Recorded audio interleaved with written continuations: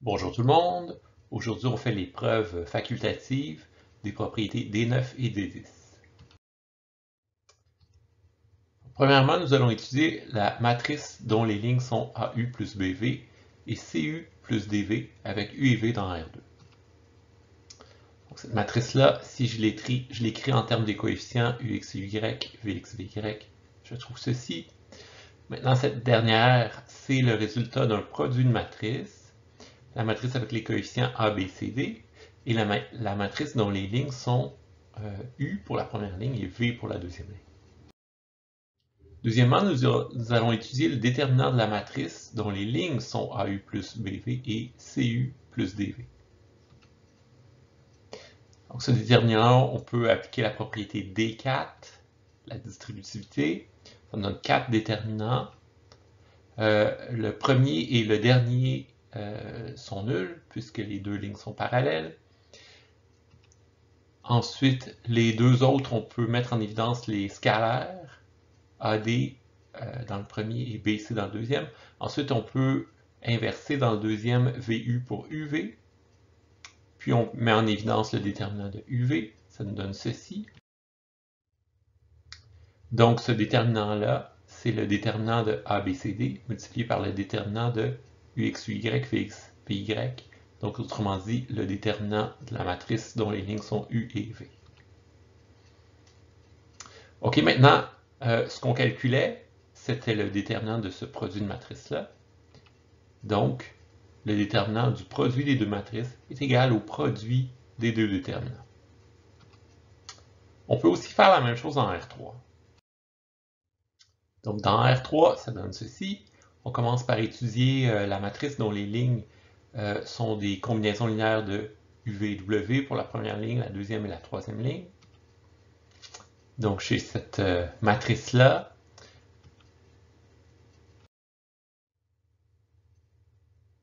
que je peux réécrire comme un produit de matrice. Ensuite, je vais utiliser le déterminant de cette même matrice. Donc ici, j'ai 9 vecteurs.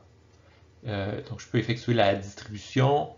Maintenant, beaucoup de ces distributions-là vont être nulles. Beaucoup de ces produits-là vont être nuls puisque dès que je choisis deux fois le même vecteur, ça me donne un déterminant nul. Donc, parmi ces 27-là, il y en a seulement 6 qui ne sont pas nuls, les 6 permutations de UV et W. OK. Ensuite, on peut mettre en évidence les scalaires.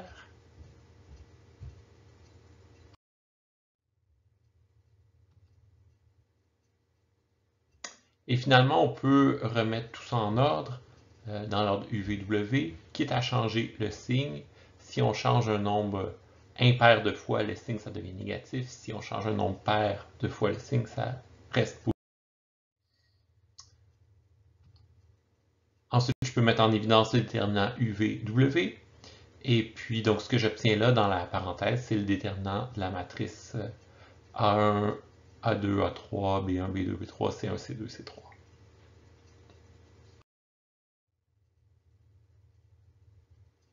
Donc ça, c'était le déterminant de la matrice. Or, cette matrice-là était le résultat d'un produit de matrice.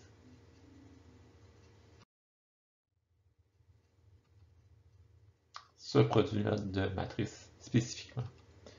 Donc, j'en conclus que le déterminant du produit, c'est le produit des déterminants.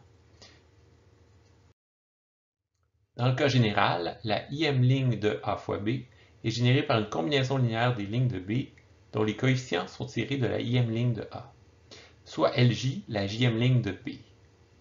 Alors, le déterminant de la matrice AB, c'est le déterminant de la matrice dont les lignes sont les combinaisons linéaires mentionnées. Si je distribue tout ça en vertu de la propriété D4, il y a plein de termes qui vont être nuls. Les seuls non nuls vont être associés à des permutations. Donc, les permutations, je les note sigma. OK, je peux mettre les coefficients en évidence, les A sigma 1, A sigma 2, etc. jusqu'à AN sigma n. Je peux réordonner mes lignes pour qu'elles soient dans l'ordre 1, 2, 3, 4, 5 jusqu'à n. Donc, ce faisant, ça va générer un signe que j'ai noté SGN. Donc ça, c'est ce qu'on appelle le signe de la permutation. Donc j'obtiens cette valeur-là. Dans cette formule-là, Sn, donc c'est l'ensemble des permutations des n premiers entiers. Sigma, comme je mentionnais, c'est une permutation de ces n entiers. Tandis que le signe, c'est plus ou moins, c'est ce qu'on appelle le signe de la permutation, que je vais expliquer un peu plus tard. Donc le produit des coefficients, je peux le noter avec la notation pi majuscule, ça donne ça. Et donc le premier facteur, c'est le déterminant de A, le deuxième facteur, c'est le déterminant de B, et donc j'obtiens le déterminant de A fois B. Et donc ça termine la preuve de la propriété D9. Cependant, je veux insister sur quelque chose. Donc le premier facteur, le déterminant de A, c'est une formule très célèbre en mathématiques qu'on appelle la formule de Leibniz. Donc, qui dit que le déterminant de A, c'est la somme dont chaque terme correspond à une permutation. Donc on fait la somme du signe de la permutation multiplié par le produit mentionné plus tôt. Donc une grande formule en mathématiques, la formule de Leibniz. Donc le même Leibniz qui a développé le calcul différentiel et intégral par élément à Newton. Donc le signe d'une permutation sigma peut interpréter géométriquement de la façon suivante. Donc le signe est 1 si sigma est une rotation et moins 1 si sigma est une réflexion. Par exemple, 3, 1, 2 est une rotation de 1, 2, 3, donc le signe de la permutation sigma est égal à 1. On peut voir ça par l'animation suivante, donc j'ai mes trois vecteurs qui correspondent à mes trois lignes L1, L2, L3. Donc 1 est allé sur 3, 2 est allé sur 1, 3 est allé sur 2, et donc ça c'est une rotation, donc le signe est 1. La permutation 2, 1, 3, c'est une réflexion de 1, 2, 3, donc le signe est moins 1. Donc imaginez un plan de réflexion comme ceci. Donc ce plan-là a pour effet de intervertir L1 et L2. Donc ça change l'orientation de la base et ça change le signe de la permutation. Peut-être plus généralement, le signe d'une permutation sigma peut être aussi compris à l'aide de la notion de transposition. Une transposition, c'est une permutation qui intervertit deux éléments seulement. Donc, le signe de la permutation sigma, c'est 1 si sigma réalise un nombre pair de transposition et moins 1 si sigma réalise un nombre impair de transposition. Donc, par exemple, si j'ai la permutation 5, 3, 1, 4, 2, donc je peux effectuer une première transposition. Donc, j'intervertis les éléments 5 et 2. Ensuite, j'effectue une deuxième transposition, donc j'intervertis 1 et 2. Donc là, je suis rendu en bas à gauche avec 1, 3, 2, 4, 5. Et finalement, une troisième transposition pour en arriver à 1, 2, 3, 4, 5. Fait que j'ai effectué 3 transpositions. 3 est un nombre impair, donc le signe de la permutation est moins 1. Il s'avère qu'il y a d'autres façons de démêler cette permutation-là, mais toutes les autres façons de démêler cette permutation-là possèdent un nombre impair de transpositions. Et pour montrer un exemple d'application de la formule de Leibniz pour une matrice 3 par 3, donc j'ai S3, l'ensemble de toutes les permutations de 3 éléments. Les 3 premières, ce sont des rotations, donc de signes positifs. Les 3 dernières, ce sont des réflexions, donc de signes négatifs. Donc, selon la formule de Leibniz, c'est la somme sur les 6 permutations. Donc, la première permutation, ça me donne le terme A11, A22, A33. La deuxième, A21, A23, A31. Ensuite, la troisième, A13, A21, A32.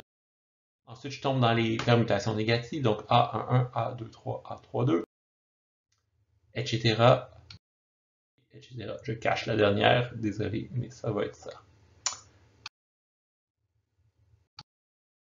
Maintenant qu'on a terminé la preuve de la propriété D9, on va passer tout de suite à la preuve de la propriété D10. C'est une preuve qui n'est pas très longue comparée à D9 et qui se fait bien une fois qu'on a établi la formule de Leibniz. Premièrement, puisque la permutation sigma est une bijection, on a que le produit des AI sigma I est égal au produit des A sigma moins 1 I.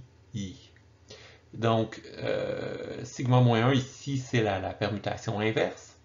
Et donc ça tient du fait que c'est une bijection, puis que le produit non réel est commutatif. Deuxièmement, le signe de la permutation sigma est le même que le signe de sa permutation inverse. Donc, on peut rajouter le signe de sigma et le signe de sigma moins 1 de part et d'autre de l'égalité. Troisièmement, la fonction qui a une permutation associe sa permutation inverse, c'est une bijection. Donc, la somme sur les sigma est la même que la somme sur les taux. Taux, c'est sigma moins 1, c'est un changement de variable dans la sommation. On fait juste changer l'ordre dans lequel on additionne les termes. Donc, ce que j'ai à gauche, par la formule de Leibniz, c'est le déterminant de A. Ce que j'ai à droite, par la formule de Leibniz toujours, c'est le déterminant de la transposée de A. Et donc, ça termine la démonstration des propriétés des 9 et des 10. Bravo à tous ceux qui se sont rendus jusqu'à la fin.